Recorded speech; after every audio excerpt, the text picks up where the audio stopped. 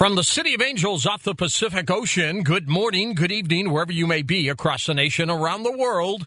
I'm George Norrie. Welcome to Coast AM. Happy Valentine's Day to all of you. Next hour, Roger Tulsis joins us along with Michael Fitzhugh Bell as we talk about the invisible crime, illegal microchip implants, microwave technology against humanities. What are they trying to do with us? Here's what's happening. Are you a targeted individual? Well, you're going to hear from one. You're going to find out exactly what it means. In a moment, Roger Tulsis joins us, the investigator, and Michael Fitzhugh Bell, author of The Invisible Crime. I'm George Norrie. First of all, let's introduce one of our regular guests, Roger Tulsis, of course, Los Angeles private investigator specializing in electronic countermeasures. In the past 30-plus years, he has swept more than 2,500 locations for bugs and wiretaps. Roger has helped victims of electronic harassment and mind control through the use of over $200,000 of high-tech equipment. That keeps him to identify these sources. Roger, welcome back. How are you? Hey, George. Always great to modulate the waves with you. Oh, my gosh. So many things have been going on lately, Roger. Huh?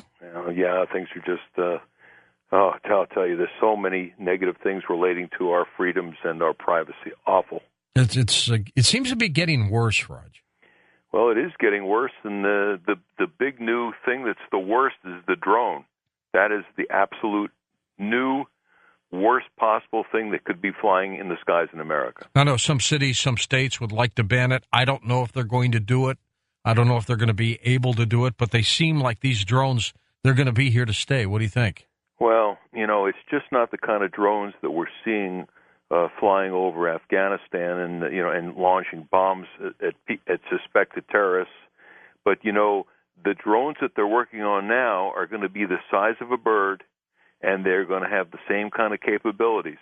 So think about anywhere a bird can fly in your neighborhood, up on a telephone pole outside your window, or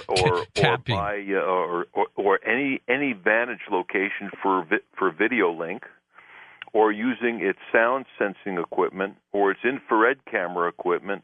So any place that a bird's going to be able to fly and land, you're going to find these drones, and that's what we're really talking about. We're talking about skies full of these spy insects, and that's a real horror story. Sure is. I'm going to introduce here Michael Fitzhugh Bell, Roger, and then you can tell us a little bit about him and your involvement with him. Michael Fitzhugh Bell, considered to be a targeted individual. We'll find out what that means. His book, The Invisible Crime, Illegal Microchip Implants and Microwave Technology and Their Use Against Humanity. He wrote for a couple reasons: to make you aware of the technology and the crimes for which it is used, and to help other targeted individuals gain control of their lives and cope with the nightmare from which they never seem to wake. Hey, Michael, welcome to the program.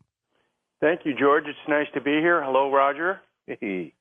Raj, tell us a little bit about the relationship with Michael, and we will get into this incredible story. Okay, well, Michael, we investigate electronic harassment cases, and we got contacted from Michael some years ago. At the time we saw him, it was a few years back. He can tell you the approximate dates on that. And we did our investigation out of the main cities. We went out to a remote, we met in a remote city on purpose so that we wouldn't be bombarded with electromagnetic cell towers and all the rest of the stuff, because when we do this kind of testing, we want to get out into a neutral electromagnetic environment so we can really have a look at what's hitting that individual. So we did that. We met up in a remote city location, and they went through this testing protocol that we do, and sweeping for chips and sweeping for directed energy attacks. And I'll let him give you the details of not only what he did with us in terms of our testing and our using different kind of shielding, but he literally traveled around the world seeking all the best minds to try to solve this problem. What happened, Michael? Tell us your story. Well, what happened in the very beginning was I had a normal life, pretty much like anybody else would. And then in about 2005, approximately 8 years ago, I began experiencing unusual happenings, odd happenings. At first, I really didn't pay much attention to them. Things like furniture being moved around in my apartment. I was like, did I put that there? What's that doing there? And then other small things like damage to my property, to my clothing. Small things, but it's called what is known as small but noticeable damage. And at about the same time, I also noticed, I don't know, just kind of weird things happening. Like, for instance, when I was driving down the street, oncoming traffic would flash their lights at me, blink their lights, or turn their lights on or off. And sometimes that happens, and someone will turn their lights on or they'll turn them off, whatever. Right. But they probably, depends if you had your brights on. Maybe they thought you didn't have your headlights on. Right? No, this was when I had no lights on during the day. Okay. Yeah, I'm sorry, I didn't specify that. During the day, and some cars do have the lights running all the time, but these were the bright lights usually, and there's a distinction between those two.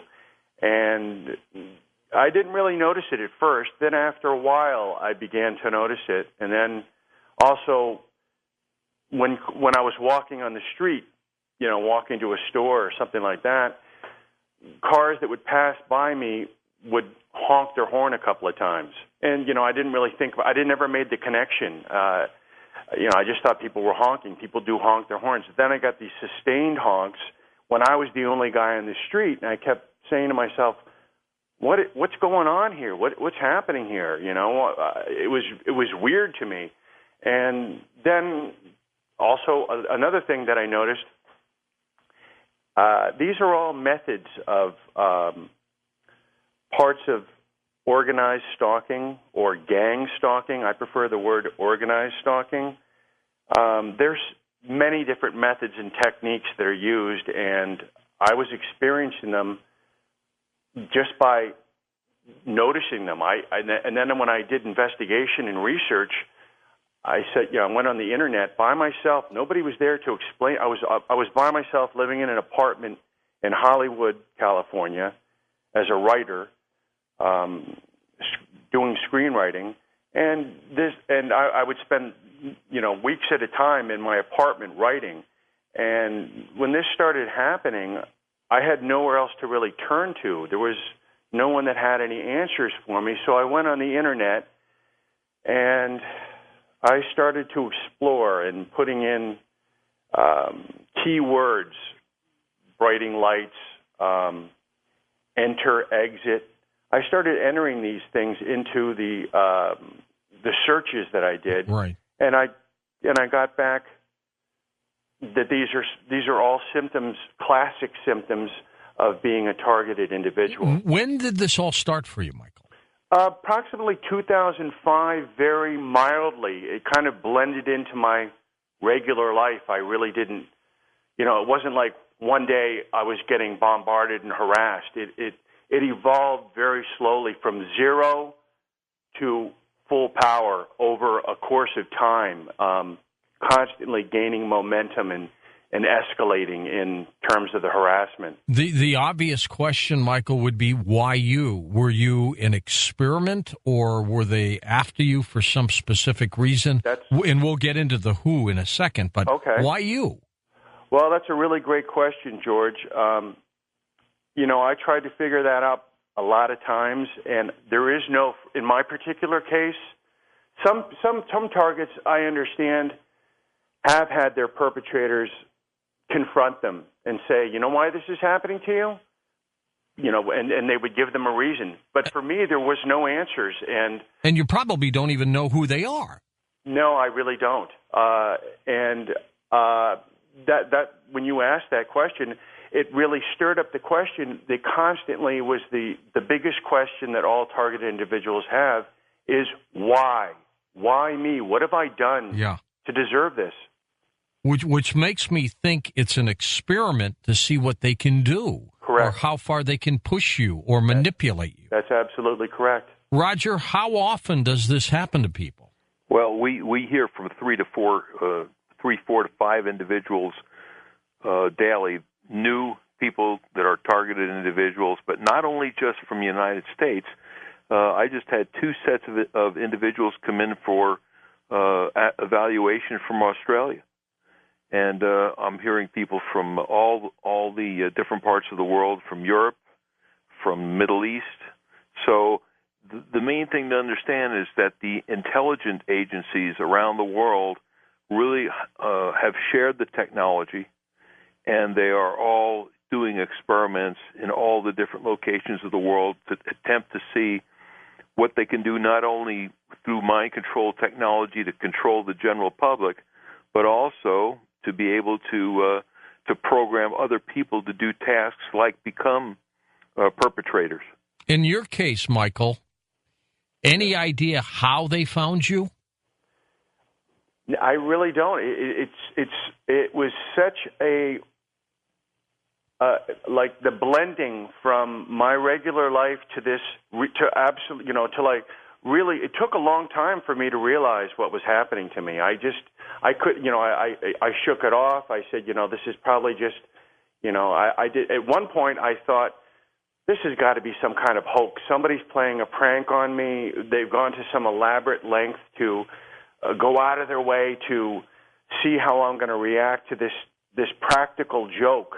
At the lower levels, it almost seemed like it was that, that type of harassment, minor, but still harassment the same from your regular life. All of a sudden you're getting these things happening. They're very disturbing, if they continue to happen. And that's the whole goal of it. So I really don't know exactly when I realized, but it was sometime after it started. When I look back in hindsight, probably it was going on for up to a year and a half to 2 years almost, that things got to the point where I realized that they weren't a coincidence anymore, that these events were happening pretty much almost predictable. And when I got to that point, I said, there is something going on here. Something is orchestrating this, and something is controlling this, and they've singled me out for some reason.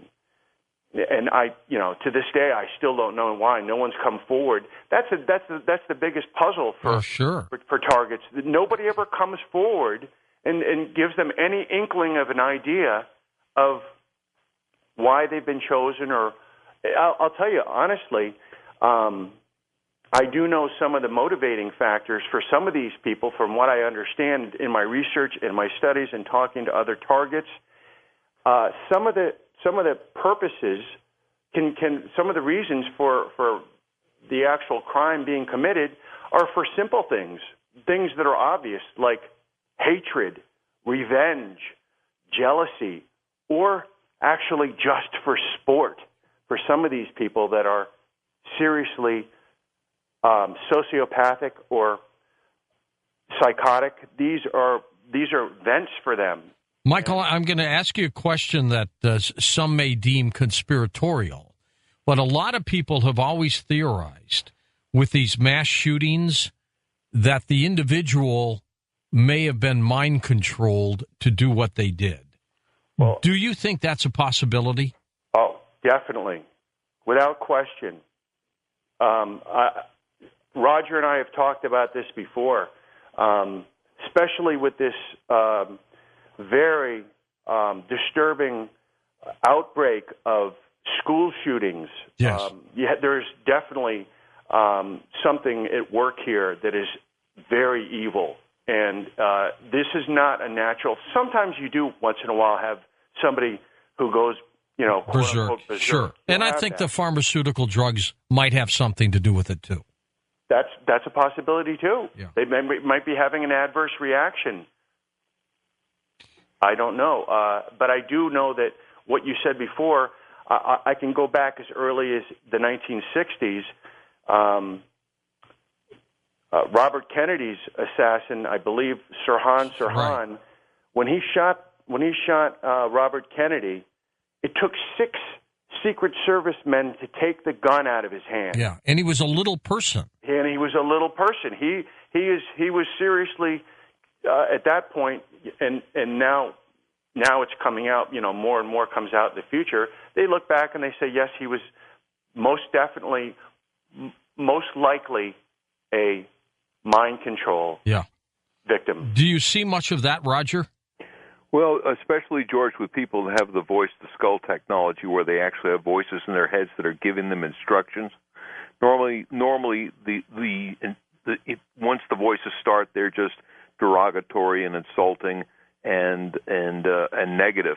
But eventually what happens is as time goes on and the person gets worn down because they start losing sleep, once you have voices in your head, it's very difficult for you to get a normal full night's sleep. And so once you get into the sleep deprivation, you become more worn down. That's right. Then what happens is the voices start asking you to do things, oddball things. They send you on tasks, and eventually they have. I've had clients where the voices have told them to kill neighbors, to do violence to other people. So one of the things that I've noted with these things, with people where it gets progressively more serious, is when the voices start to give these people instructions. And you remember a few years ago we were commenting on that woman that drowned her 2 children. Yeah, I remember that. Down south. You know, we were suspecting that she had been influenced by this kind of technology, and then we found out her husband had been involved with NASA. So there was a government link on that story. Well, you know, the first thing we hear, Roger, and I'm sure you have too, when people say, "Well, I'm hearing voices in my head and stuff," I guess the first thing you say is maybe this person is having a mental issue of some type, right? Well, you know, I have to keep an open mind because normally by the time somebody comes to me, they've already been incarcerated in hospitals for evaluations, as what happened with Michael, and he can talk. We'll get into that experience as well. But normally, what happens is they hold you. They can hold you for 72 hours just for evaluation to make sure you're not a danger to yourself or anybody else. But once they normally do is they'll load you on the psych meds. And that gets you down to being, you know, somewhat of a vegetable where you really can't deal with your own life. You actually have to be in a lockup where they're going to conduct your life for you. And the people that I see are people that have finally escaped that life because they were so drugged out that they were unable to do anything. And luckily, some of them managed to get out of that situation. And that's when they come to me saying, I don't any more want to be a vegetable based on these psych med treatments. Mike and Roger, very quickly, tell us about this skull technology. Yeah, the voice-to-skull technology is based on a whole litany of patents. In other words, the original Stalking patent was a 1990s patent where he used pulse microwaves to put voices and other information to people's heads. And then after that, all the patents that deal with that subject matter went secret. They went into top secret, and the government decided to go forward and see if they could use their top scientists to be able to get the technology not just for use with people who are deaf, and you're doing something beneficial for deaf people, enabling them to hear because you're going directly from microwaves into the neural centers of the brain.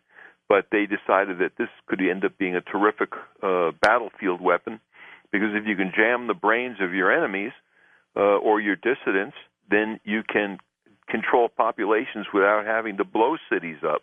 You don't need to destroy the infrastructures. You don't have to bomb a city into compliance. You just turn on your machines and cause people's heads to get jammed with voices that are so distracting that they can't think. We're with Michael Fitzhugh Bell, his book, The Invisible Crime, and, of course, Roger Tolsis with us. Both their websites are linked up at coasttocoastam.com. Michael, this story here, at what point did you say, I've got to get medical assistance here? Well, I realized, hopefully I just wish that there was, I didn't really know when this first happened to me. You know, like I said before, nobody really tells you anything. So I made the mistake. If I go forward a little bit. All right, hold on for a sec, Michael. We're already at the break. Came up fast. We'll be back in a moment on Coast to Coast AM. Well, find out why so many people are beginning to watch Beyond Belief, our television program, internet-based. You can. 10 days free. Go to GaiamTV.com/George. Let me spell it for you.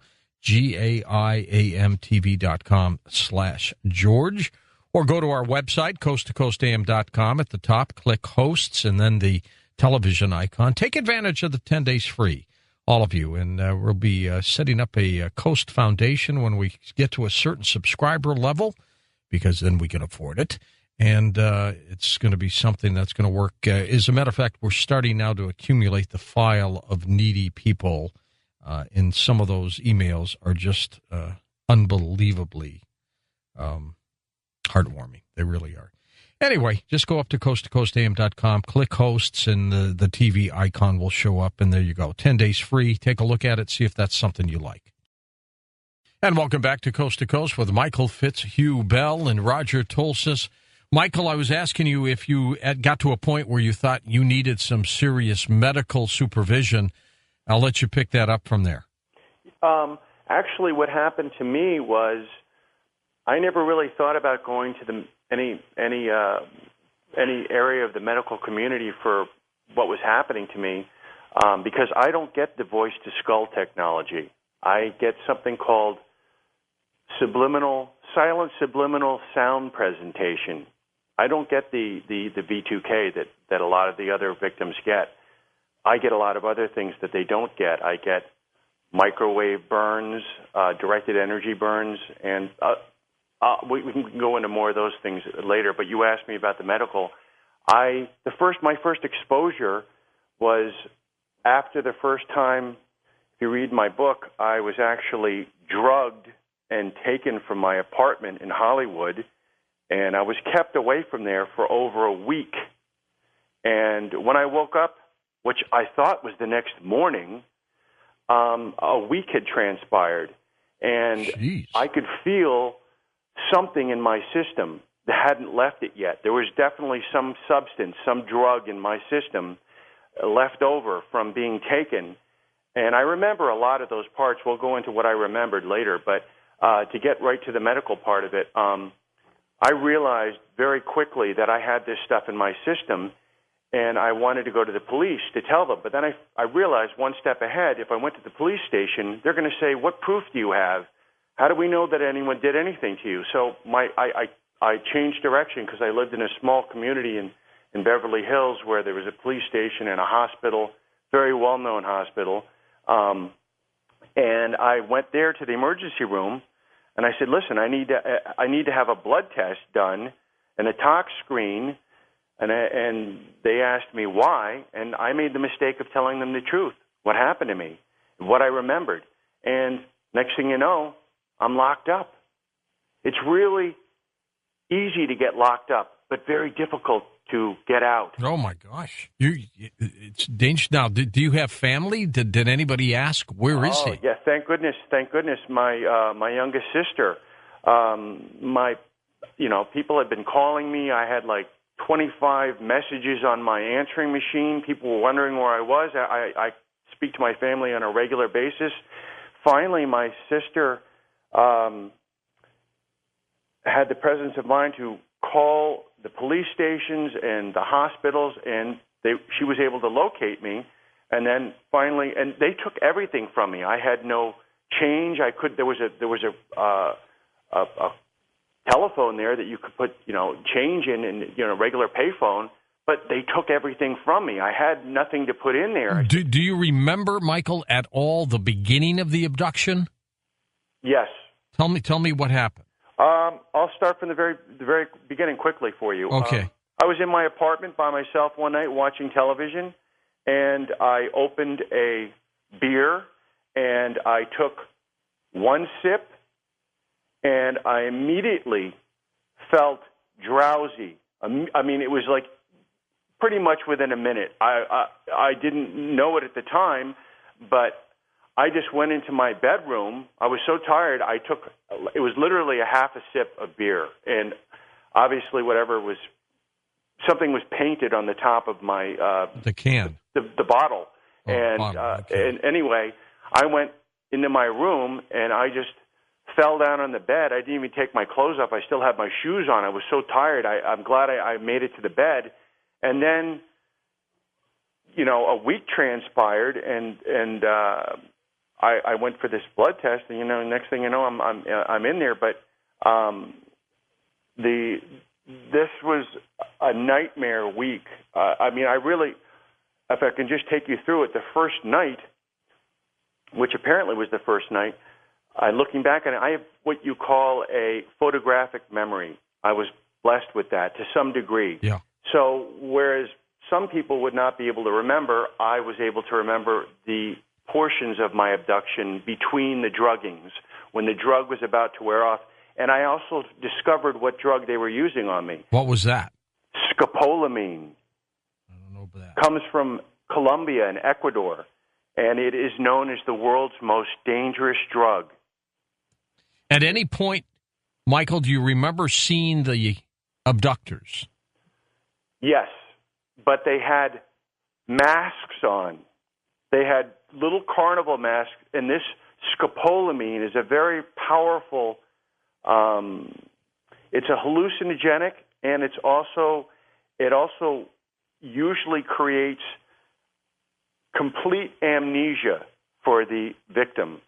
And I might add at this point that 50% of all people that are dosed with scopolamine die.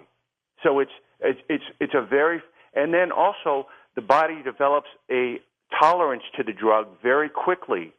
So therefore, larger and larger doses are needed to be used to achieve the same effect. Which I'm sure they kept pumping you up with. Correct. And the only pieces that I remember are when it was wearing down. And the other thing weird about this particular drug is that you feel this terrible power. It's a horrible feeling in the pit of your stomach. It's just terror. It's pure fear that you feel. And then you're in this strange area where you don't know people, you don't know with masks on, and you're tired, and yet you are still able to speak. You are still, you're not like you're like under the influence of alcohol or something like that. And you're not catatonic. Yeah, you're not impaired. You're actually able to, people who see you that don't know that you've been hit with this stuff would think that there's nothing different about you. However, you would notice that there's something. You'd feel different. But what comes across to other people, I mean, people that get dosed with this stuff have their perpetrators will take them to their bank, send them into the bank, and tell them to empty all their accounts and put it into a bag, and then they come out and give it to their... Whoa. Yeah. Did that happen to you? No, that did not happen to me. Okay. But that's happened to other people. And then when the bank officer was asked by the police question in the future about what happened here, they'd say, he seemed perfectly normal to me. There was nothing wrong with him. And they look on the bank tapes. So they're talking and everything else. Completely coherent. That is bizarre. Now, when you were gone for a week, do you have any idea what they did with you? Yes, I do. What happened? Well, they did a couple of different things to me. They attempted mind control on me.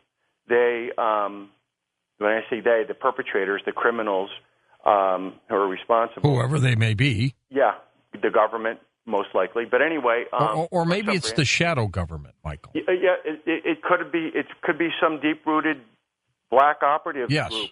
Exactly. Yes, no question about it. But they, when what I remember is that they did a lot of weird things to me. They flashed lights on me. I was actually at one point.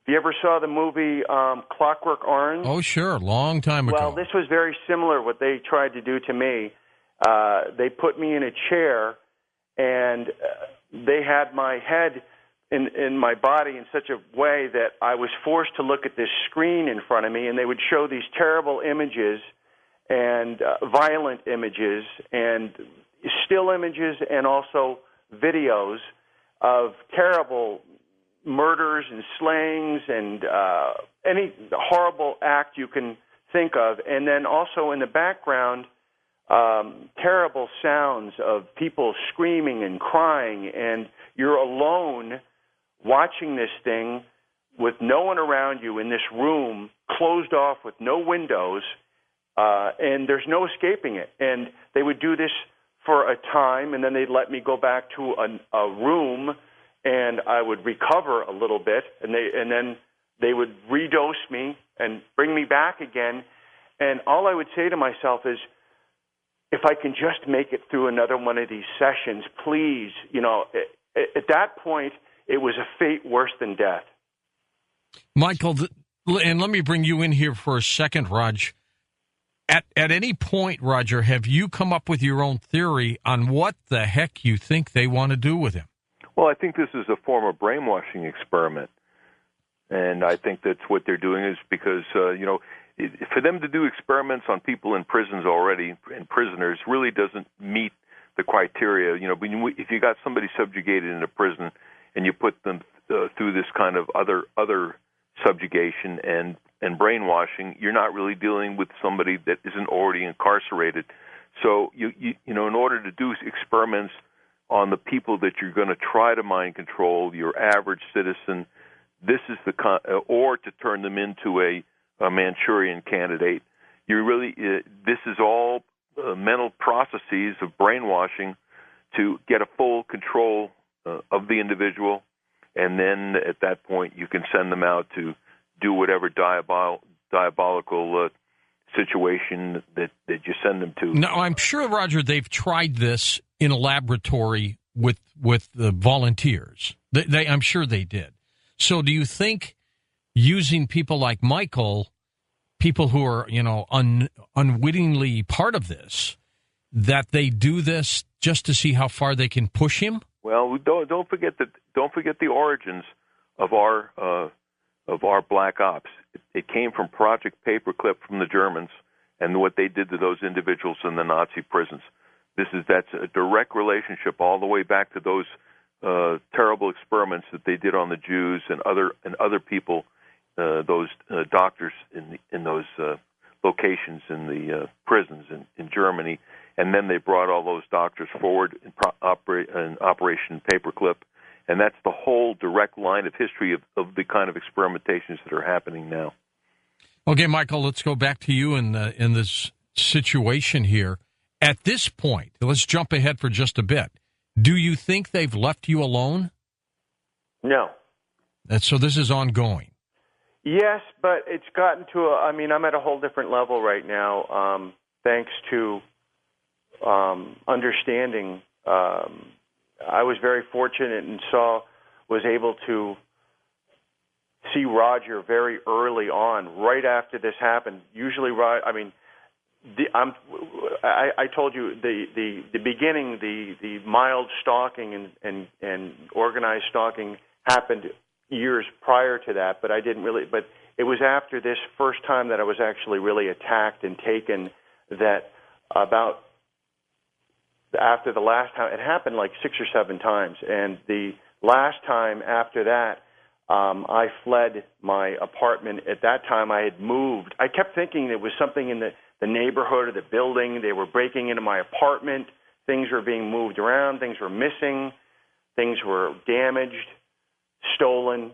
And I moved like 4 or 5 times in 2 years to different apartments. To get away from these people? I kept thinking that if I go to a new building, but then within a week or two, it would all start up again. And so the last time I fled to my parents' house in North Carolina, and from there, about 3 weeks after that, I flew out to see Roger, and thank goodness for that, because the information and the understanding that he shared with me made it so much easier for me to deal with, because otherwise it was just a huge puzzle and a question mark just shoved at me.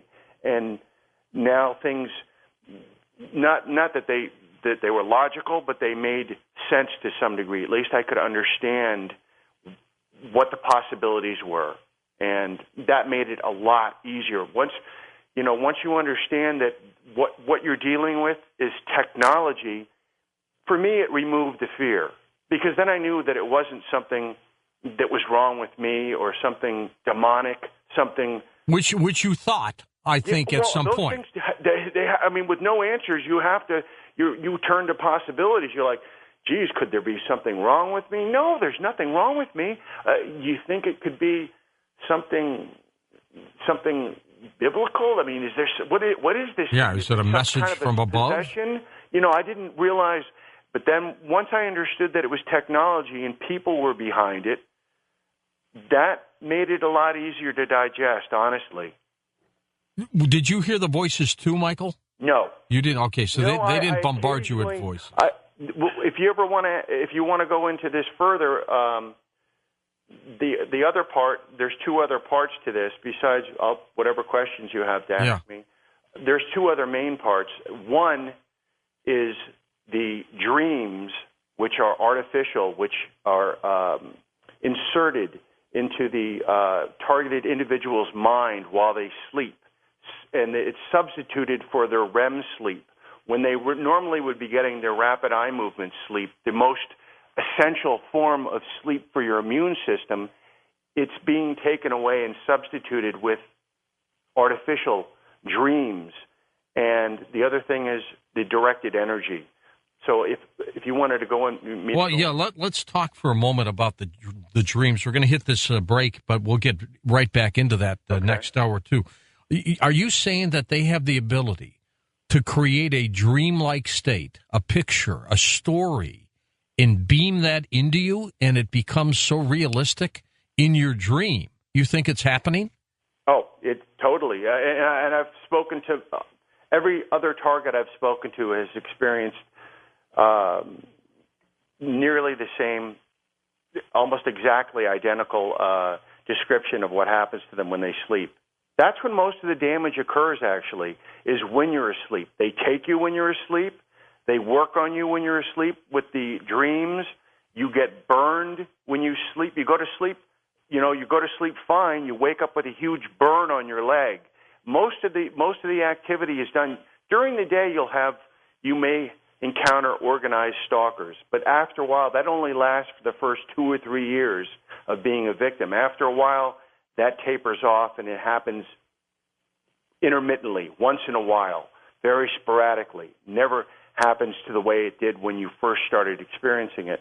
But most of the handiwork, as they refer to it as, the perpetrators, happens at night when the victim is the most vulnerable, when they're asleep. And now these dreams that they would pump into you, what were they like? Well, they're always the same. There are different scenarios, but basically it's the same. It's the same story over and over. It's you. You're seeing the dream through your eyes, as you normally do. Yes, and they're very vivid, real dreams. They're different than regular dreams because you'll have a nightmare once in a while, and while you're in the nightmare, it seems real. Sure, it does. But not like these things. These dreams are completely different, and after a while, you're able to distinguish what was and what is now. And you don't get your old dreams back. Now they're complete. It's not like once in a while they do it. This is every night that you go to sleep. Are you still getting these dreams bombarded to you? I am, but I actually am able to. I've developed my own set of survival techniques. When the dream, sometimes what happens is... Hold on, Michael. We're at that point where we shall come right back. And our two special guests tonight, Roger Tolsis, Michael Fitzhugh Bell. We're talking about his work, The Invisible Crime. It's an amazing story. Back with more in a moment on Coast to Coast AM. Welcome back. Michael Fitzhugh Bell with us, Roger Tolsis as well. Roger, as we get into this, do you think it's done with a black ops program as opposed to some organized government? I'm sure. But, the question in America is who really runs the country?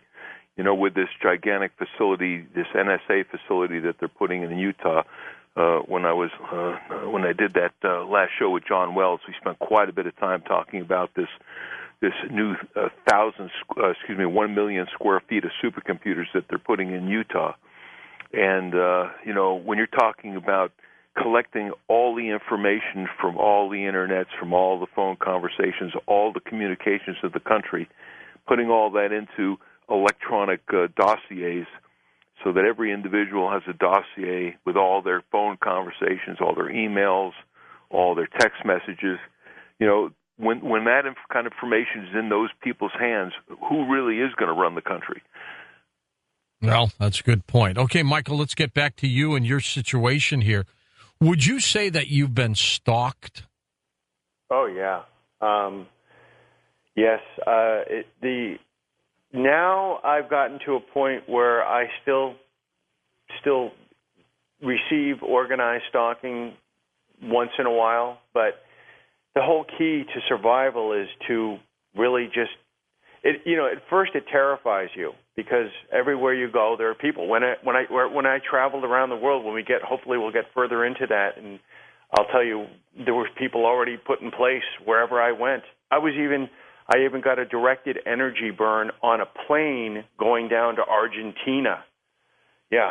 So I mean, there's no, and people were when I went to Madrid, Spain, to get my first evidence. I was harassed on the plane. I actually had to take the guy's picture, and he was very upset by it too. As Roger will tell you, they do not like to have their picture taken, or they do not like to be filmed. When you first become a targeted individual, you really don't know how to handle it. And that's one of the techniques I discuss in the book, is that one of your greatest tools that you can have, people will be like, what, a gun? No, that's the last thing you want to have.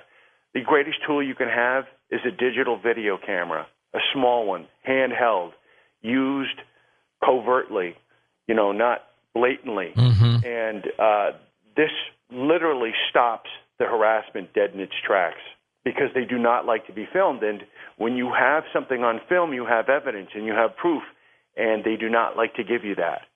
So when you confront them with anything that can challenge them, they usually run away. Michael, how many people just in this country do you think are being harassed this way? Well, a conservative estimate would be at least 100,000, probably much more. I would say that for sure. And also, how many people are being harassed and don't realize they're being harassed and they're misdiagnosed, or right. they simply don't do anything about it. Well, there's misdiagnosed. I mean, most medical professionals, if you told them this story, would say what? They would say that you are suffering from paranoia, schizophrenia, delusional disorders, some kind of mental disturbance. And there are those people that do suffer from those things, yes. And they do have those people out there. But I'll tell you, when they got me a couple of times and wrongly diagnosed me, or not really wrongly diagnosed me, but wrongly evaluated me, I was put in a evaluation area with other people who were seriously disturbed. And even the ones that were less disturbed would come up to me and go, "What are you doing here?" Because you could see why the other people were there. They had very obvious problems. Yeah. But by comparison, there was nothing wrong with it. But I saw other people when I was in the evaluation that were experiencing things that I can look back on. One of the things I was hearing a lot of is that people were hearing voices. These are people that were in the same ward that I was, the same psych evaluation ward that I was wrongly put into, and these people were complaining about all the things that I would later look back on and go, oh my gosh. And not only that, that was before I knew what I know now. Jumping ahead, I want to answer your questions without skipping anything. So if you want to lead me, you can. Otherwise, I might miss a huge chunk of things that you might want to ask me about. I understand it. Roger, how many cases do you handle like this? How many cases over what period of time? Oh, geez, since you've been doing this, I guess. Oh, at least 3,000 or 4,000. It's interesting. Back in around 1970, I had my first case, and it's interesting. There was this couple that was living in a condo, and they were getting electrical phenomenon going on in the middle of the night. They were getting like electrical discharges on the ceiling and all kinds of electrical shocks in their bed. And I said, well, who would want to do this? And they said, well, the people next door are trying to run us out because they want to buy our condo. It could be them. So it was later on, I'm not going to tell you how we managed to figure it out, but later on we found out is that these people next door were running a Tesla generator, a million volt Tesla generator that was contacted on the wall, and they were actually throwing these lightning kind of sparks across the whole structure of the wall that bordered from their place to the victim's place. And I was able to finally get pictures of this machine, and the son was a physics student out at UCLA at the time that put the thing together, and they were just trying to run these people out. And at that time, I named it electronic harassment. I'm the individual that gave it that name because with using technology like million-volt Tesla machines to try to harass your neighbors, to electrify them through the walls, to me was electronic harassment. So that was probably my first case, and that's when I gave it the nomenclature electronic harassment. Roger, when you add up the drones and everything else that's been going on, along with things that have happened to people like Michael, what picture does that paint for you? What is going on? Well, what's going on is that we are moving into this 1984 society where we're going to be under constant surveillance. And if you are someone that disagrees with the government line on whatever subject matter it is, they will do several different things. They will send drones to, first of all, spy on you or use the televisions that there's some information that I sent you to look at as well, that they're now discovering that these new televisions have the ability to use cameras and audio functions that they're not supposed to have, but for some reason now they're being manufactured with the ability to bypass those safeties.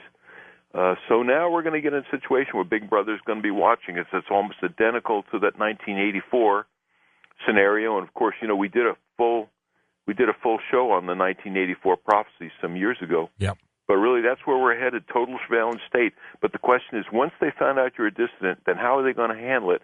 And what you're seeing happen to Michael here is preparatory research for them to how do you go about brainwashing an individual that may not be going with the party program. Are they trying to break people like Michael or put them away? What's the goal here? I think the goal is to do the research to figure out exactly what kind of manipulations, to what degree, can be successful depending on the mission. I mean, are you going to make them a Manchurian candidate where you want them to go out and execute some kind of mission?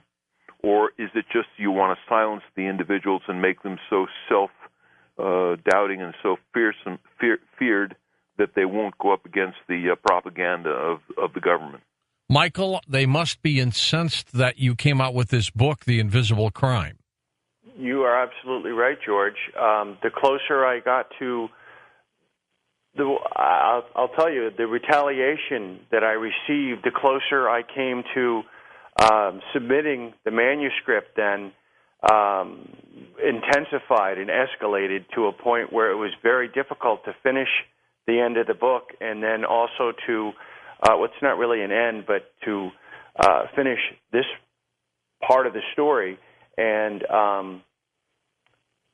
actually, for other targeted individuals that may be listening, if they haven't figured it out already, the more that you anger your perpetrators, the more you're doing well for yourself. The more they leave you alone is the more danger you're in.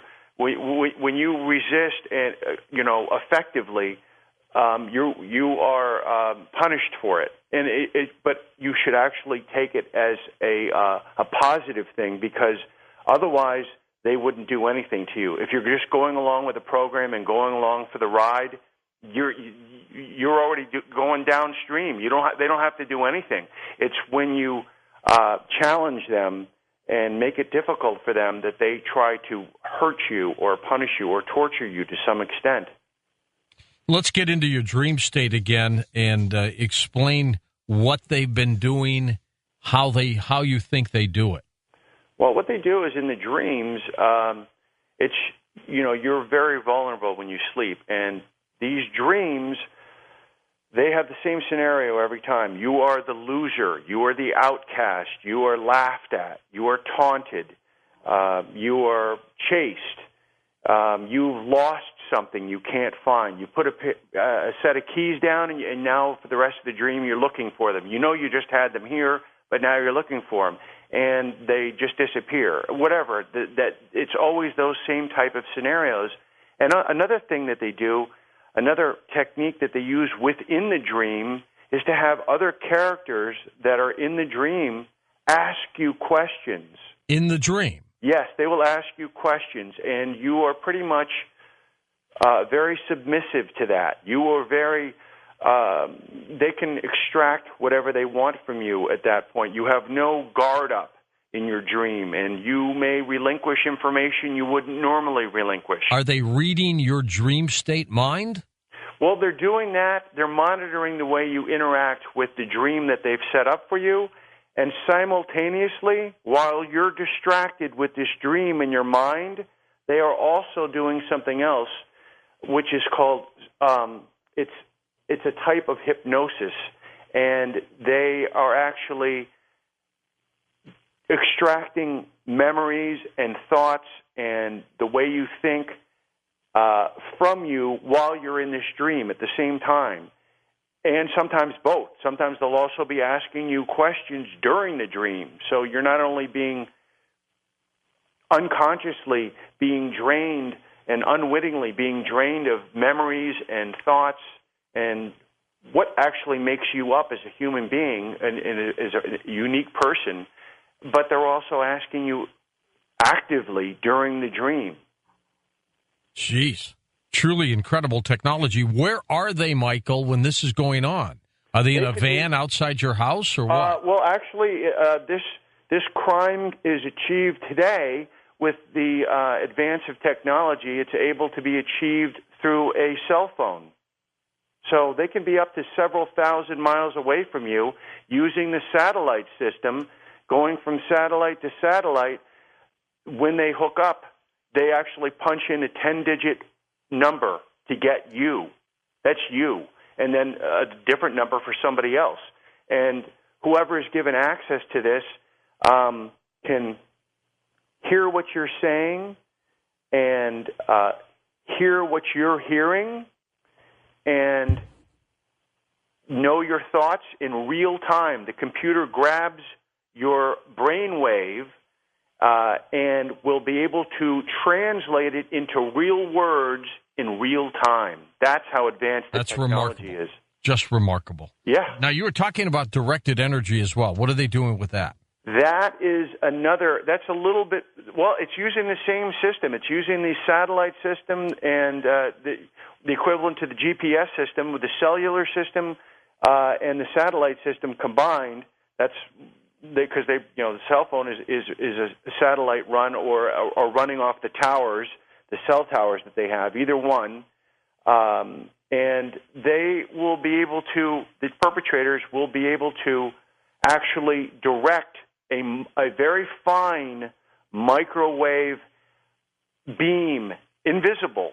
One of the words for the invisible crime. They will be able to burn you. You will not be able to see or even actually feel it while you're asleep. You'd think that when you wake up with a second-degree burn on any part of your body, that you'd certainly feel it when it was being done. But these are not burns they're unlike any other kind of burn. They're not like an externally caused burn you get from a match or from a hot comb or an iron or a stove. These are burns that occur from the inside out. Yeah. And they are exactly It's backwards. like you've been radiated. Correct. They come from the inside out, and they, unlike regular burns, they blister about a week later. And whereas an externally caused burn would blister immediately and then be healing maybe up to a week or two later. So it's they're very different burns, and they do not look like regular burns. If I have some pictures, I had hundreds of pictures, but my editor, my publisher, really only wanted to put several in there. So there are several good examples in the book of what they look like. Most of them are linear. They're just a line that looks like a scratch. But they can be geometric patterns. There can be a triangle, or there could be a rectangle. But usually they're just straight lines, at least in my experience on me and the people that I know. If you could confront these people, Michael, what would you ask them? What would you say to them? In the beginning there was a lot of anger, because I felt cheated of my regular life, and I was very angry about that, because I had before this I had a very, very nice life, and I've pretty much gotten that back. But during the beginning, when this was overwhelming me, it made me frustrated and angry, and those are natural reactions to being the unwitting subject of tests and torture and being experimented upon like a lab rat. I mean, who wouldn't be upset? And not only that, the worst part about it is, George, it's U.S. tax dollars that pay for all of this. Under the table, but tax dollars nonetheless. Yes. Roger, does this infuriate you? Well, of course, but not any more than all the other degradation that's going on relating to our privacy and our rights, and disregard for the Constitution. Both our legislators and the courts are turning blind eyes to this abuse. I mean, where in the Constitution do you give the President of the United States the right to assassinate citizens? I mean, has this country gone completely mad? Well, let me ask you this. With what's been going on, and it's been going on for some time, why does it seem that they have speeded things up? Well, I think the time's running out on the economy. Remember, we've talked in some of the other shows about this hyperinflation. They keep printing more and more paper, and the credit card is running out. Eventually, the people around the world that are holding dollars as their backup currency are going to say, the dollar's not purchasing what it used to before. So they have to have everything in place before this massive hyperinflation kicks in and people start taking to the streets because their Social Security checks aren't arriving and their welfare checks aren't arriving, and things move into the chaos like we're seeing in Spain and in Greece. So a lot of these technologies have to be in place because they're going to have to deal with a lot of angry people in the street. We're going to come back. More of the invisible crime on Coast to Coast AM. Well, have you been targeted? Next hour, we'll open up the phone lines. We'll take your stories and your questions as well. I'll be back in a moment with our two special guests right here on Coast to Coast AM. And welcome back to Coast. Michael Fitzhugh-Bell with us, Roger Tolsis as well. Michael, what about implants? Have they followed you with those? Yes, they have. Oh, geez. And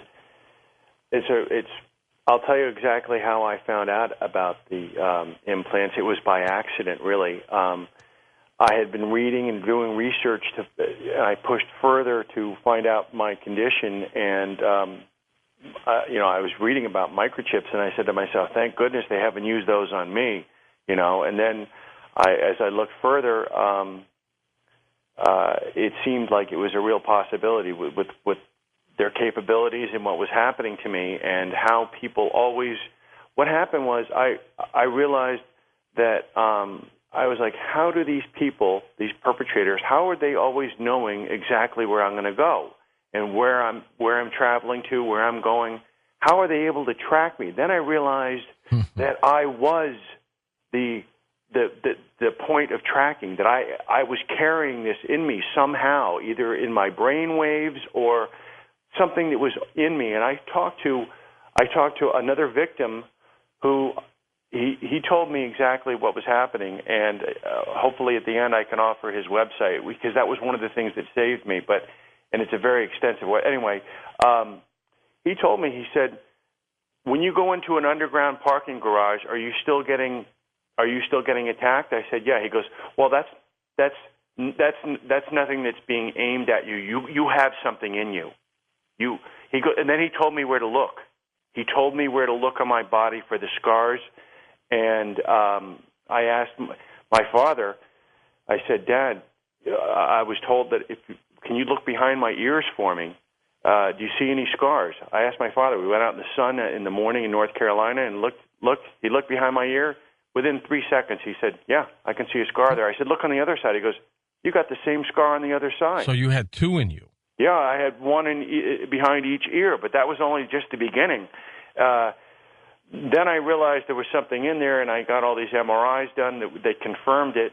But still, nothing proved actually out on the table that would say, yes, definitely, this is that. Right. It's, unfortunately, they make it very difficult for you to actually, you can have compelling evidence and overwhelming, really irrefutable proof of something, but the most you're going to get a doctor to admit is that it's an anomaly. That's just an anomaly. Did you get them taken out? I actually had one removed. What did it look like? It's in my book. It was actually like a little bead, about half the size of a BB. They're actually much smaller than that now. I must have had an older technology compared to the brand new stuff that's coming out today. I really feel sorry for those victims because that stuff is about the size of a piece of dust, smaller than a grain of sand.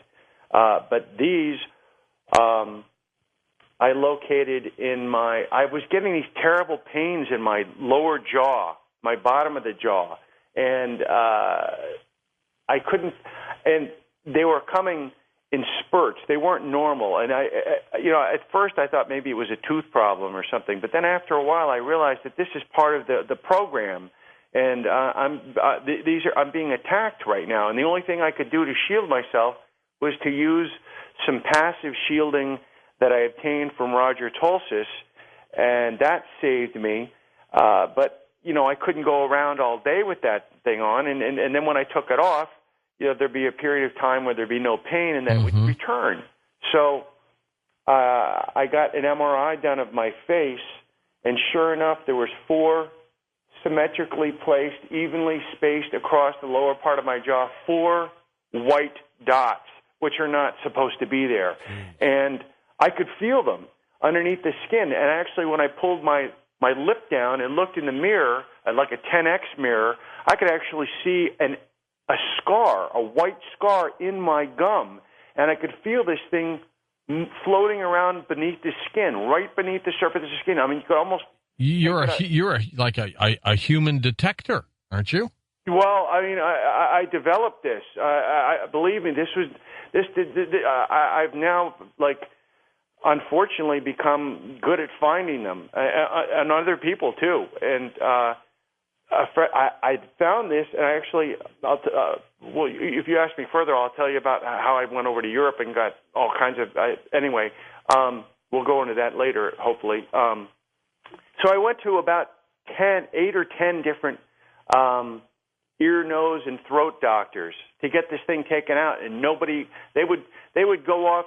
I'd come in, I'd say, look, I've got this thing here. Could you please take it out? It's causing me terrible pain. See, that's one of the keys of getting things removed. If it's not bothering you, they won't take it out. No, that's true. If you have a complaint, pain is the indication for doctors. So you have to do what you have to do, but don't ever mention what it is. Don't ever mention that. You'll be locked up. Or worse, you'll be put on the blacklist, and all the doctors won't touch you. Where's the implant now, Michael, the one they got out of you? That one was taken away from me. I got photos of it, but they wouldn't let me keep it. And actually, they broke the law by doing that because anything that's not organic, that's in your body, is your custody. So you don't own that thing. If they pull a piece of glass out of your foot that you stepped on, it's yours. That's your glass. Yeah, that's the chain of custody goes to the person who it's been found in. Whatever it is, a bullet, whatever that is owned by that person, and unless it's organic. So then, like some kind of a cancer or a tumor or something like that, they're going to have to send that to pathology. But that's what the doctor said. And I'll tell you, George, I knew they were going to take it away from me, and I saw it on the table. The doctor went out of the room for a second. I didn't know what to do. I couldn't put it in my pocket. I was 1 second away from swallowing it because I knew then I'd say, "Look, search me. Where is it?" And I knew I could recover it later. It was the only thought that went through my mind. But I also knew that there'd be a terrible price to pay had I gone that route. If I had done that, he would have known that it was missing, and I would have been in terrible trouble somehow. It would have come back to bite me. So the best I could do was take photos of it, and even if I had taken it away, because the doctor hadn't given it an official, officially recognized it, even if I'd taken it away and gotten away with it and go, "Look what I found," they'd say, "How do we know that you actually that was actually in you?" Yeah. There's no doctor to verify that. So, and you were never able to get it analyzed then? No, they said that they told me that it was a mucoid formation, like a calcium deposit or something like that. It was not, because they're all the same. I've got 3 other ones. Believe me, I'm in no danger of running out of these things. Roger, what do you think of that? Well, I think the interesting part is that no doctors in the U.S. would touch it. It was interesting because years ago we had some doctors that were helping us with victims that had these things because we were detecting them and we were sending them into some doctors, and there were some doctors that were helping us. And then one day some suits showed up at these doctors' offices from Homeland Security and walked over to the wall, pulled his medical license off the wall and said, "If we have to come back, we're going to take this with us permanently." And so when we sent the next victims in for analysis and chip removal, the doctors said, "Well, hey, we can't deal with you anymore. We had this visit, and it was nice knowing you." That's scary stuff. Yeah, that's why Michael had to go to Europe. He can give you his story about how he managed to get the doctors in Europe to help him. Well, have you come back, Michael? Obviously, I'm not going to give. Yeah. Your No, I'm here. You're back here. Okay. Oh yeah. I mean, I only went over there. See, the thing about Europe is it's different. Over here, when you see a doctor in the United States, they have to approve of even getting something like an MRI or an X-ray. You can't just say, "Listen, my leg hurts and I fell the other day. I want to get that X-rayed." You can't tell, even though you're paying the doctor and you're paying him. It's really the reverse. He tells you what he wants to do, and they don't like to be told what to do. Doctors, if you go in with a suggestion and say, "I've got this, this, and this," they dismiss that immediately and they go right to what they want. And so when you say, "I've got a pain in my leg, I need to get an MRI," they're like, "Why don't we just get an X-ray first?" And these things do not show up in X-rays, by the way. So I didn't want to get any X-rays. I wanted to get either an ultrasound. They only show up in ultrasounds or MRIs. The old technology that had metallic components in them would show up at an X-ray. But the new ones that are made of conductive polymers and resins are invisible. Another reason for the invisible crime title. They are invisible on X-rays and can only be found in ultrasound diagnostic tests and magnetic resonance tests, MRIs, and they show up brilliantly in those. Now, Michael, the people who are being bombarded with this microwave technology, maybe hearing voices, static, whatever, are they trying to drive them crazy or to plant information in their heads? I think they're trying to, as Roger said before, I think that they're trying to brainwash them and, to an extent, see how much they can manipulate them and what works on them and what doesn't, and what kind of results they get from doing different techniques. And in my experience, they're doing it to drive the individual crazy or trying to push them over the edge. I don't think they're. You know, you wish you were like the target of some kind of divine knowledge where they're trying to put stuff into you. That might actually be some kind of a benefit. It's like, hey, how did this guy suddenly rise? How did he graduate college in 1 year? Because they're feeding him all this information. That would be great. but unfortunately, it's the opposite. It's all very negative stuff, and there's really not much to be gained from it from the person. Perhaps the perpetrators are gaining huge amounts and vast amounts of knowledge and research and studies at the cost of our lives. When I say our, I say any other targeted individual or any other victim of this crime. It really comes at a great expense, and as Roger can probably tell you from experience, once the harassment starts, it generally lasts for life in some form or another. Some people do escape, or they are actually they're able to disable their chips or whatever, or their target, their group. The perpetrators lose interest in them, or they've gotten all they can get out of them, and then they don't waste any more money on them, because obviously to be a victim is a great expense to your perpetrators, to follow, to get the technology, to get people to monitor you, to follow you around on the ground, in cars, in other parts of the world. It's a huge expense, but when you're the government, you have no budget. You can do whatever you want, and anything is within the realm of possibilities. Even, I'm sure you've done other shows where you've talked to targets and they'd experienced black helicopters. Oh, sure. Or the men in black. Exactly. And can you imagine the expense involved? And that's what, when I went to the police and stuff and tried to explain it to them, they're like, come on, who are you? You're nobody. Why would they be doing that to you? Do you know how much something like that would cost, sir? You had earlier, Michael, called whoever these people may be criminals. Yes. Tell me why. Well, I call them three different things. They're known as perpetrators because they're perpetrating a crime, but they are criminals because they are violating, as Roger would tell you, they're violating the Patriot Act. They're violating some of our civil rights by illegally, without our knowledge and or consent, testing on us, experimenting on us, on targeted, and also there are other people that are unaware that they're even being monitored. They don't get the harassment. No, they think they're going nuts, don't they? Well, and also there are other people that pretty much every single person that I've examined, because I've stopped trying to convince people. So what I do is I actually will inspect them for scars, and all I need to do is see their hands. That's it. Yeah. And I usually find them within 5 or 10 seconds. And I find them on the same spot on either hand.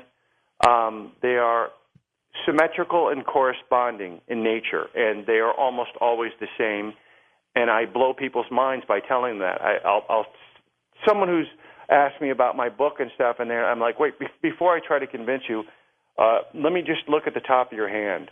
And they hold out their hand in the sun. It's much easier to see natural sunlight. Artificial light you can't really see very well, but natural sunlight you can see them very clearly. And I point them out to people, and I'm like, what are the chances of me pointing a scar out in your hand that you've never seen before? And I'll have the same scar on my hand. We've never met each other before, right? Yeah.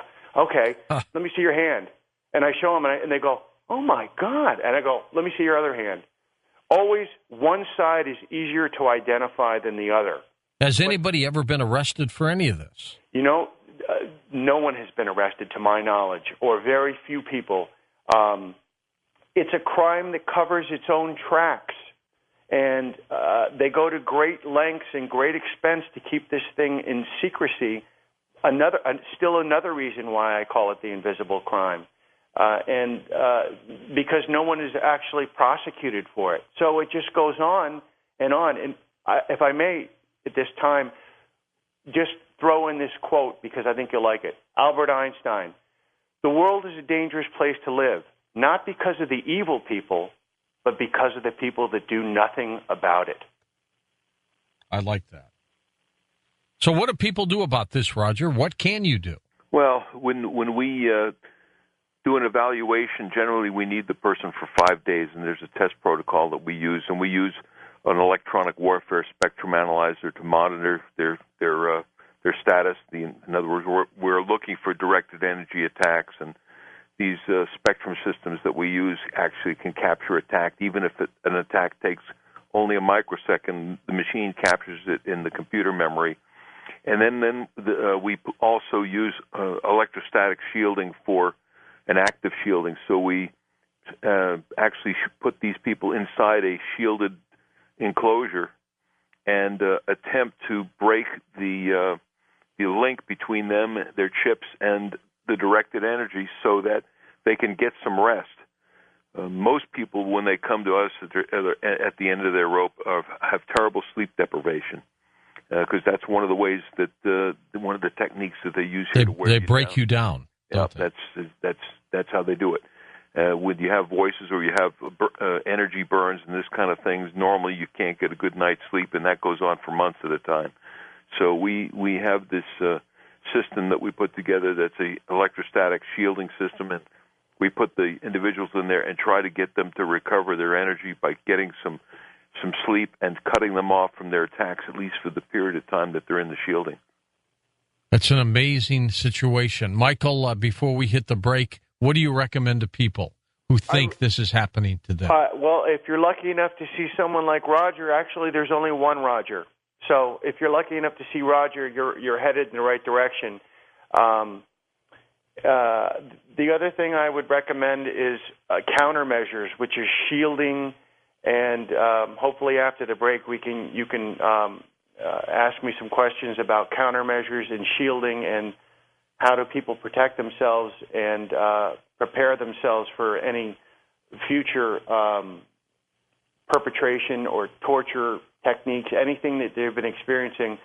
There are ways of not eliminating it, but certainly making it to a point where it's tolerable. When you tell people about this, Michael, what do they say?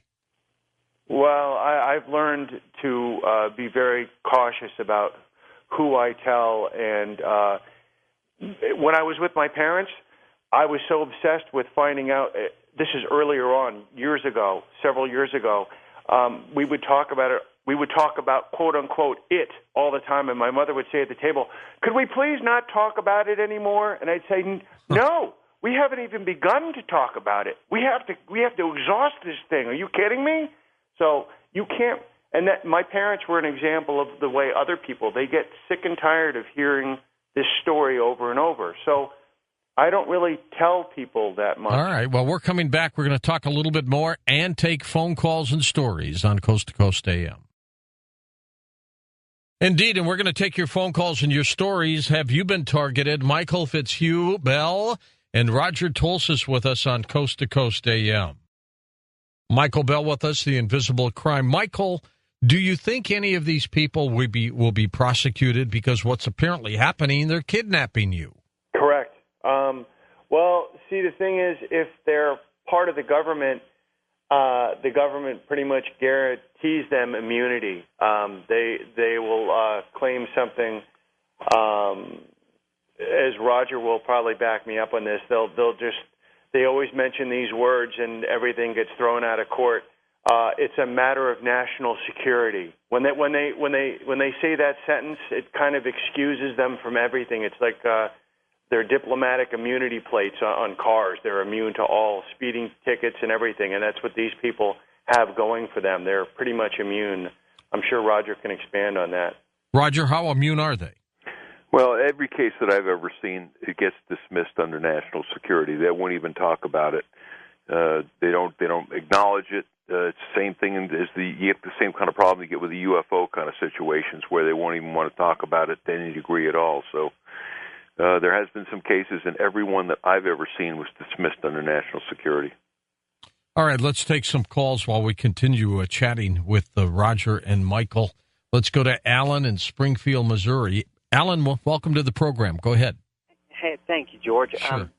I was living in Mount Vernon down the interstate, about 30 miles from Springfield here, and I just got into this kind of thing, and I had a notebook full of notes I'd taken about FEMA camps. Well, I went to Jack Goodman's office there right off the square in Mount Vernon, and the minute that he was out to lunch, but there was a tall, skinny fella that come out, and he sat down and I started talking. Well, the minute I mentioned FEMA camps, the secretary pulled out a red iPod-looking device, plugged it into the wall. My ears started ringing like there was a high-frequency level in the room or something. She was taking shorthand notes real fast, writing down practically everything I was saying. I go home because I was freaking out and then head to McDonald's to meet a friend there and talk to him for a little while. Well, we walk out of McDonald's, and two spaces to the right of his Ford Focus was a white F-150, and it said federal protection on the utility camper shell. Huh. And the guy was talking, it looked like on the speakerphone or something, with his phone in front of his mouth. And anyway, so we acted like we didn't see it. That could have been a locksmith or whatever, so we tried to, just not think too much of it. We'd go outside of town and then come back in from the back way and go to a friend's house that was vacant. We get out to see if the car was bugged, and about that time, a black helicopter flew over with yellow insignia on the side of it. And we all kind of head home from that from then on. And then my truck, I was driving a 71 Ford F100, and the antenna wasn't hooked up to the radio. So I never had it on. Well, the radio had been turned on. My glove box had been ransacked. Gone through, and then so my friend that was living in Springfield at the time is going to school, to be a psychiatrist, and so I figured it'd be because I felt like I was going crazy with everything that had happened. So anyway, I was on my way, and the minute I got on the interstate, it seemed like I was followed by a black Suburban, and so I got to about Hood's truck stop and got off on the on-ramp. And when I stopped at the stop sign, they stopped about 2 car lengths behind me. And I waited there for, it seemed like forever, but it was probably just about a minute or so. And they didn't honk, they didn't do nothing. And so I went back onto the interstate and headed towards Springfield. They followed me all the way until I got to McDonald's to meet my friend, and I was followed all the way back home. So anyway, I'll take my call off the air. But Michael, I'll give you that. Why don't you react to that one? Well, in my experience, when I was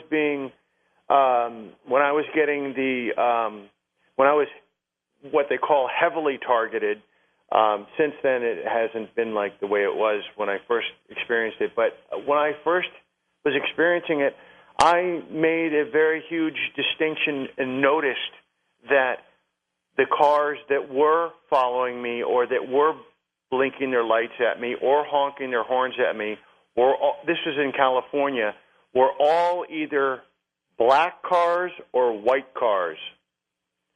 They were no other cars until I got to North Carolina. But when this gentleman said that a black Suburban, that's very correct, especially with the higher up you go with the money, with the expenses, they can afford to get brand new. They're all brand new vehicles, too.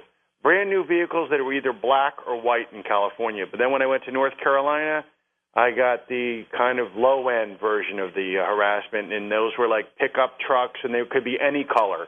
But when this gentleman said black truck, I recognize There's got to be a network, Michael, of people everywhere then. Oh, yeah. I mean, that's the other thing about this. If you're being harassed by a group, when you move to a new place, they don't follow you. They've got people in place already wherever you're going. Yeah, they're already there. They're already there waiting, and they're harassing other people that are there. You're just added to the queue. Roger, it would seem to me if this is happening, this is an effort. There's a bigger plan afoot here, and I don't know if we can even imagine what it could be. Well, you just have to think of it as a weapon system development. Just think of it as a from within, as a weapon, and all the resources that you see put into the drones and the missiles that they use at $1 million a copy. This is just another weapon, but this one doesn't leave a trace. In other words, you don't blow up a city. You don't leave a trace of the weapon being used. It's totally silent. That's how unique it is. It's so unique that you can actually unleash a weapon on the general public or on a particular individual, and there's no trace that the weapon has actually been there, did what it did, and been removed. Michael, do you think that at any given moment they could just click their fingers and you'd snap to attention? They haven't done that to me, but some people I know that are victims. See, what thing you have to remember is some people are more easily controlled than others, and the people that are being fully controlled are completely unaware of it. But no, for me, no, I don't think so. Not only that, they can give you instant staged heart attacks or cause automobile failure, or I mean, it goes much beyond me. It goes beyond. I mean, if they wanted to end you, I mean, I realized very early on they can end you. I thought they were trying to kill me through fear. I was actually going to die because being scared to death. That's what I originally thought before I started understanding it, and the more I understood, and the more Roger explained to me through the technology, made me less afraid. Just because I knew that it wasn't something this was man that was doing this. I've got to ask you, Michael, how has this affected your professional as a writer and personal life? Well, I'll tell you. As a writer, I was very reclusive anyway, as a lot of writers are. But I mean, if I wasn't a writer and I had to show up at a law firm every day, or if I was a doctor and this happened to me, or any regular 9-to-5 job, so to speak, I would probably not be able to hold that position because I would have been inundated. I would have been sleep deprived. My immune system would have been shot. Also, when you're in the workplace, there's also people put in your workplace to make things difficult to harass you at work. Yeah. You can't get away from this thing. Next up, we'll go to first-time caller Robert in Erie, Pennsylvania. Hey, Robert, go ahead. I'm really glad that I finally heard what I needed to hear. Thank you, Michael. You're welcome. For the last 7.5 years, it has never stopped. And I was in the middle of a dream with the radio on, listening to the show, because when they do this to me and they put me under, I never go to sleep. I've had 2 back surgeries, and it happened at the hospital when I had the second back surgery. You mean the first time? I was attacked. I heard the voices. Oh, jeez. That's also that makes sense because often people will be brought in for medical, especially when you're put under full anesthesia, general anesthesia. That's often the time where implants and any covert operations are performed on you, because while you're there for getting your back operated on, they're putting chips in you. That happens a lot. And if you get a chip out, sometimes if you're fully anesthetized, if you're under general anesthesia, sometimes they'll take a chip out and put 2 in. You can't win with this thing. Very difficult. You can. What are you doing now, Robert? How are you fighting this? I'm turning it back on them spiritually. Good for you. That's the way to do it. There's nothing that beats positive. If you're positive, that's 40 to 50% of it. That's 50% of the way back to recovery, I'm telling you. Roger will back me up on that. And Roger, what percent of the people that this might be happening to, or they think it's happening to themselves, are delusional, and what percent is it really happening? Well, George, when I approach somebody, they are at the end of their ropes. And so I'm not an individual that's going to stand there and try to make a decision whether it's delusional or not. What I basically do is use the protocol that we have, and what we're looking for is to somehow improve their situation. In other words, we're just trying to get them back into their own skin, especially in terms of the sleep deprivation. The first thing that we want to do is to try to get them to move towards getting their rest that they don't have. I mean, I've had some clients where we put them inside the electrostatic shield system. I had a client that slept for 3 days. We put him in there, and he said, I'll call you the next day. And then I called him. He said, I'm sleeping. And then we didn't hear from him for 3 straight days. So it was the first time he had relief. So really what we're looking for is not to make a judgment about their psychological condition. Really what we're looking for is what can we do to give the person immediate relief. Pete's in Pittsburgh, Pennsylvania. Hey, Pete, go ahead. Thanks. Thank you, George.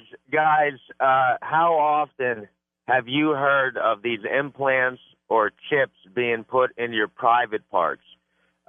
Maybe around your testicles? Because since the age of 10 years old, I've had something there very small. I went to a doctor. He didn't even want to talk to me really about it. He said, oh, it's nothing. Don't worry about it unless it causes you pain. And it doesn't really cause me pain, but it's exactly what I've heard the description of an implant to be. Would that happen in the private part region? That's up to you, Michael. Yeah, well, you're very nice. I actually have an answer for you. And I've got a site that shows you exactly where to go, if George will allow me to mention it, because... Yeah, please. Is that okay? Yeah. This is actually a countermeasure for people. One of the best and most up there with Roger's website, which is bugsweeps.com. That's very helpful. This one actually shows diagrams of where the implants go, and the name of that website is freedomfightersforamerica.com. And you go in there and you look under biomedical or implants, and you scan through there, and you'll find diagrams. And yes, they have both in men and women. In the privates, several, at least 4 to 5 different common implants are used to both arouse and to desensitize and make men impotent or make a woman aroused. Whatever they want to accomplish can be accomplished and is accomplished many times with these chips. And again, they'll do it as an experiment, I assume. Well, if it's the government, yes. If it's a private organized crime group or a hate group, they could be doing it for other reasons, for sadistic gratification, ritualistic torture. Anything you can think of is within the realm of possibility. Truly amazing, Roger, how much this is going on. When did it all start, Mr. Tolsis? Well, like I said, my original case was around 1970, and that's when I called it electronic harassment, based on that first time that I saw one human being turn an electromagnetic weapon against another. And so that I'd say 1970 was the first time I get exposed to it. And then, of course, as the patents, as you can see in the progression of patents for things like voice-to-skull technology move forward, that's when the black ops decided to get fully involved with it. And I really think that they've put more money into it than they did for the Manhattan Project. And the technology has done what to all of this for them? Increased it even more? Well, any time the technology moves forward, it's going to advance the weapon system. So, you just have to think about mind control now as being a weapon system, and that's how the Department of Defense and DARPA and the rest of these people are treating it. How do we develop it into a weapon, and then to what degrees do we want to, use it as a non-lethal weapon, or do you want to move it to the level where you're going to actually start destroying people in mass? It can go from, it's kind of like a switch. You can turn it from a 1 to 10. Let's go to Jerry in Sacramento, California. Good morning, Jerry. Go ahead. Thank you so much for this call. You are welcome. Starting in 1981, I went to Tripler Hospital in Hawaii, and I had all these strange things, like when I'd look at a page trying to read a book, part of the letters would be gone, and I'd have to move the book over to see it. And I've seen doctors at different hospitals, and I was in the Merchant Marine because I had my captain's license to run boats. And they told me, it's psychosomatic. And then 10 years ago, I wrecked a snowmobile and damaged my back. And the doctor said, well, you've obviously had multiple sclerosis for years. And I've died for lack of sleep for a long, long time, and they've had me on temazepam the last several years to try and get me a little sleep at night. And to hear about this makes me feel so much better, and I'll take the rest of it off the line unless you want to ask me anything. Michael? Well, I was going to say, did you experience anything greater after? How did they treat you for the? They just gave you medication for your snowmobile accident? What they did is they put me on methadone for the pain, right? And because I'm on pain, I have pain all the time now. Okay. And yeah, I when you say you had a problem with seeing things, it was almost like there was something wrong with the page itself, correct?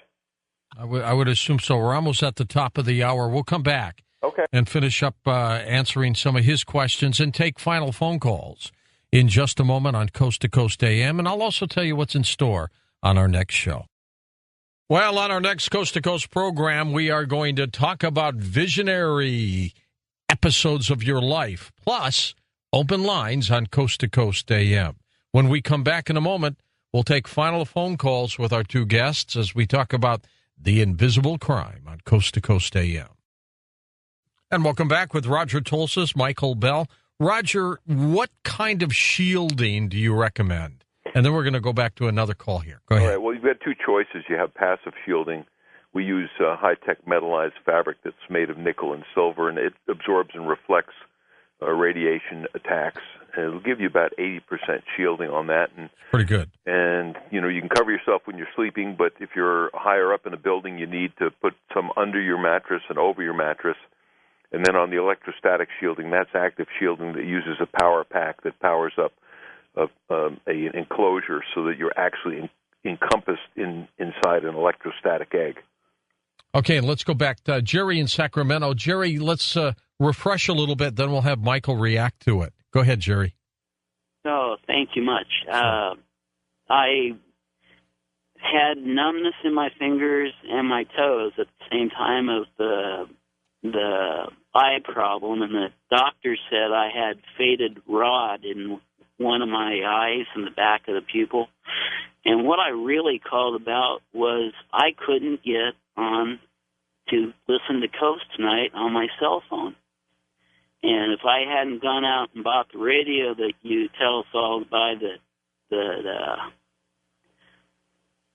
that's right. Well, that works. Let me ask you, though, what kind of phone do you have? I have How old is it? Is it old? Oh, my cell phone? No, my cell phone is only a month old. Oh, okay. So yeah, you should be able to pick us up on our Coast players. But Michael, this numbness and stuff he's got, what's going on with him? Well, that's another symptom, a possible symptom of like a tingling numbness, correct? Exactly, a tingling. Yeah. That's very common, especially because of nerves damage. Sometimes, whether I don't know what was actually done to you, but getting quickly back to what you said about your vision, I recognize one of the distinctions that you mentioned was you said it looked like the letters were missing part of their parts. And it probably didn't appear that way through your eyes the way you were perceiving it, but it actually looked like there was something actually missing on the page, correct? Exactly. Yes. Yeah, I've actually experienced that earlier on, briefly. And that has something to do with if you were possibly, I can't tell you what happened to you, but I can tell you what happened to me, and you may experience something similar. Any differences in light?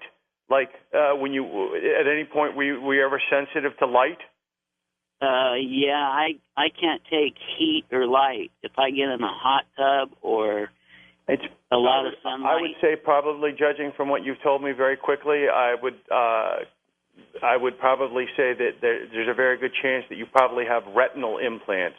Wow. I'm only saying that because I've seen the scars in my eyebrows. If you read the book and how I discovered those, yeah, I know that's a whole other show. Yeah, but look in your eyebrows.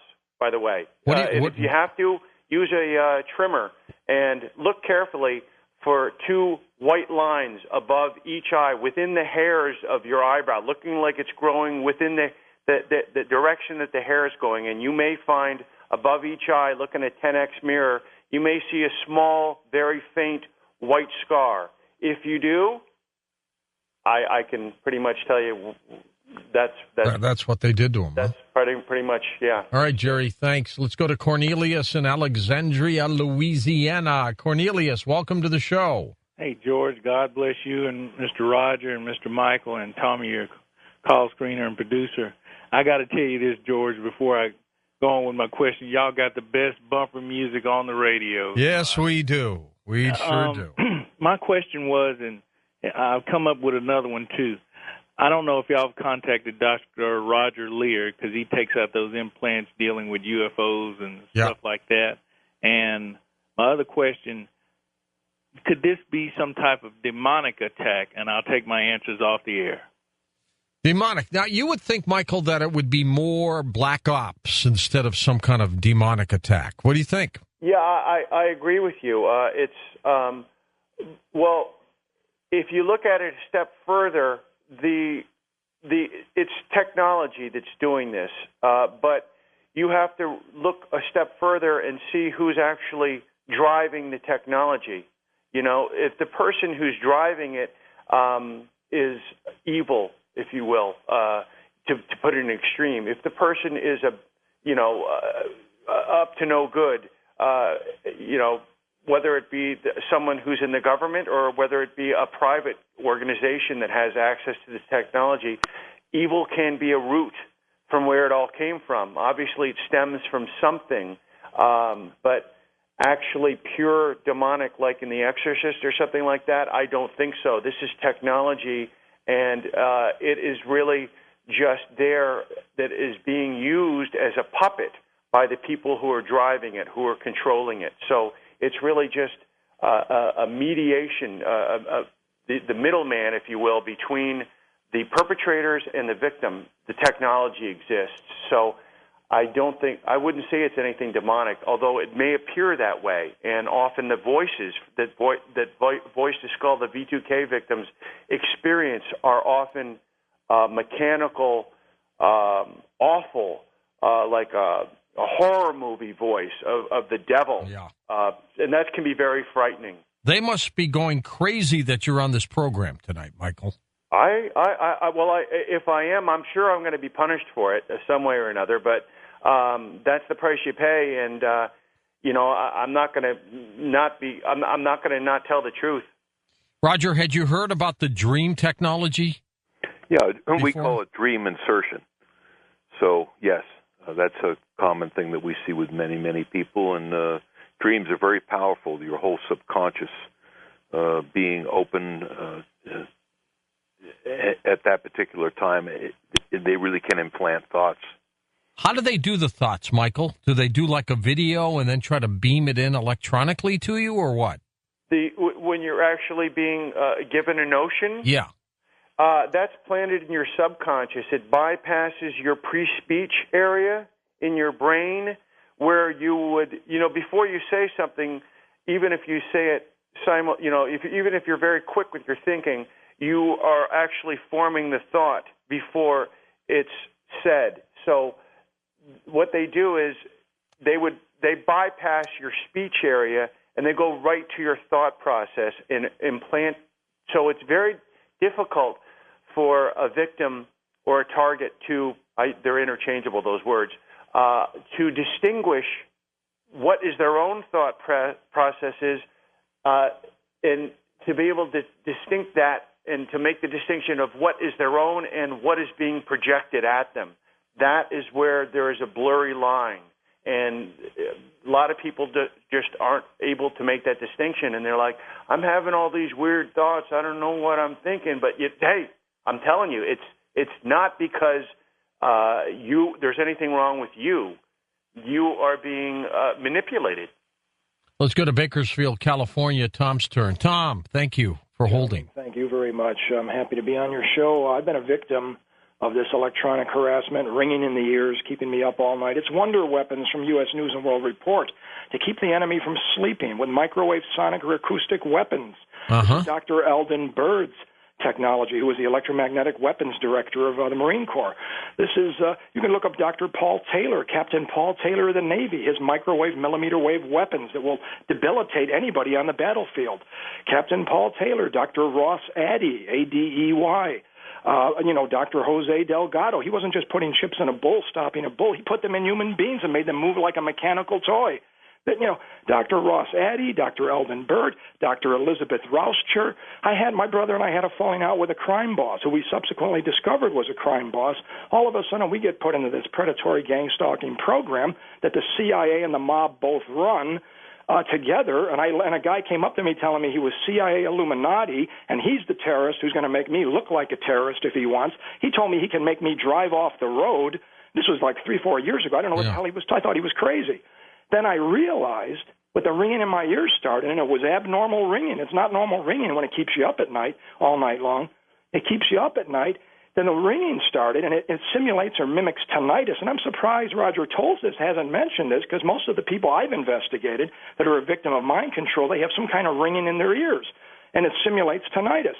Now, I can dispel any doubters, any listeners right now that are listening. If they look up Dr. Jose Delgado's technology, Dr. Ross Adey's technology, Dr. Elizabeth Rauscher's technology, saying she can do anything, make anybody feel any way they want, the CIA's Project Pandora, when they were mapping and cataloging different radio frequencies to manipulate different parts of the brain, I can dispel anybody's doubts whatsoever. The thing that gets me is the psychiatric profession protects these people. It was CIA psychiatrists that wrote the Bible, the psychiatric Bible, the DSM, and they say, if anybody believes that somebody has put something in them, they're certifiable, they're mentally ill.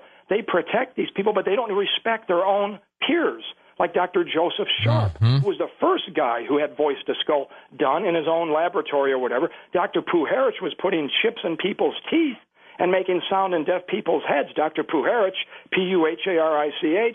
I mean, this can go. There's so much evidence of this. If you look up patent number 2,995,663, patent number 3,951,134, there's so much evidence that the government is involved in this black op crap, that the CIA and NSA are running these black op, these SEP programs. You have done your homework on this, Tom. What about the ringing in the ears, Roger? Is that normal? Yeah, that's definitely one of the things that we run into with almost everybody. So he's right on. Yeah, I couldn't have put it any better. That gentleman knows what he's talking about. It's amazing how they single people out and then just go for it. Michael, I wonder if you did something first and they decided to key in on you. I've thought about that, George, but I really don't. I can't think of anything that I've done outside of my writing, and my writing is mostly my screenplays were mostly harmless. Yeah, they're just mostly. It was mostly, believe it or not, more aimed toward comedy, if anything. Nothing. I didn't do anything that was like science fiction, revealing anything futuristic or anything like that might put some group in jeopardy. I can't figure it out, really. When you're doing a weapon system development, and it's all statistics, because basically you need to have the bodies.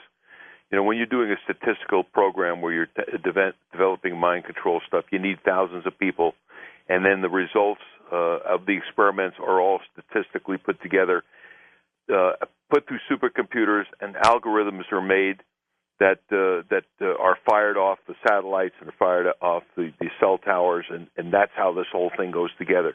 Just think of it as supercomputers processing thousands of experiments and just crunching the numbers on the other side of it and coming up with weapon systems. Let's take a few more calls here. We'll go to Michelle in Manitou, Colorado. Hey, Michelle, go ahead. Hey, guys, I'm a little bit in shock here, so bear with me. Okay. I'm kind of a nervous wreck, and you just answered everything that I've been going through alone. And you're the only people I've ever told this to except for one friend. I was engaged to a guy who was Delta Forces MI. He was an officer in the Special Forces Group, Fort Carson, Colorado. I was engaged to him in early 2001. I was engaged to him for 4 years. What tipped me off tonight, that this is what we went through, and I didn't tell you what I went through. I would start to say something and answer a question that he asked me, and he would already know the answer. And I'm going to give you a small example, and then I think you guys will know what the hell I'm talking about, and I don't think I'm crazy anymore. And I thought about it, too. And the ringing in your ear thing, I have had no sleep for years, and I got a lot done. But the ringing in my ear thing, I went to doctors, and they said they couldn't figure it out, and it's driving me insane. I can't believe it. But what was the? He was a special government liaison, and he would travel back and forth from the United States to Europe. He now works for special. He works for Scotland Yard, basically. I'm not making this up, and no one can trace me from this phone call, so I think I'm okay. I think what was happening, other than us finishing each other's sentences and me knowing, and then when he left and he would go overseas, I would have dreams of his missions. And I knew, and I could see them. But he was highly classified. He actually wrote the books for every Black Ops special operation that there was. He was basically like the government's 007. Is he still doing it, Michelle? No, he now works in Europe for basically Scotland Yard. Get my drift here. No, he's doing it over there. He is a special forces company commander for the entire British intelligence in Europe right now. Do you talk to him anymore? No, but I still have the dreams sometimes, and you guys mentioned some other stuff, how it's a really weird kind of dream, and they'll step in and kind of talk to you. Yep. In essence of time here, Michael, what's going on with it? Yes, that's exactly right. You'll have people asking you your deepest, darkest secrets that you would never reveal to anyone. Everyone has something that that they have a secret, good or bad, whatever it is, and they pull these things out of you. I don't know if you experienced that or not. Secrets. Well, you're right. Everybody has something there, good or bad. Yeah. I mean, I'm not saying it's a negative thing, but usually it has a leaning toward that, but that's what keeps it a secret sometimes, but I don't know.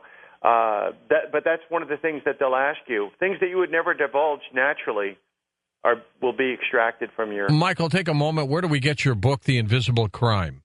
You can go to my website. It's www.invisiblecrime.com, and you can also get it online at Barnes & Noble and Amazon.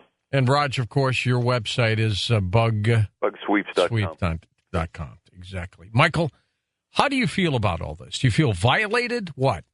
Well, I do, but I mean, it's very cathartic to have an interview like this, and having people take you seriously makes me feel like writing the book was all worthwhile. If I can help at least one other person out, it makes me feel like I did what I could, and hopefully I can put them. I just wish when I was in their place that there was a book for me, and I wish there was someone I could talk to that could help me. And so knowing that, I like to give back and try to help others. Well, good for you. And, Roger, I want to thank you for bringing Michael to our attention. Oh, okay. Terrific, George. I'm glad he got a chance to tell his story. Okay, my friend. You be well. Roger Tulsis, of course, he's an expert private investigator in electronic countermeasures, and you just heard the story of Michael Fitzhugh-Bell.